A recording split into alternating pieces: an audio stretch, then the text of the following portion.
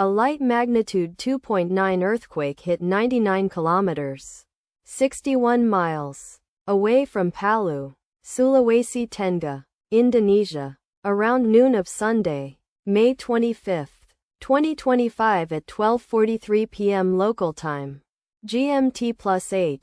The quake had a very shallow depth of 5 kilometers, 3.1 miles, and was not felt, or at least not reported so. First to report, EMSC after 6 minutes. The earthquake occurred 4 weeks after a magnitude 3.0 earthquake had hit on Monday, April 28, 2025, at 8:04 a.m. local time. Asia, Makassar GMT+8. In 18 kilometers, 11 miles, distance to the north. Data source from Volcano Discovery. Did you feel it?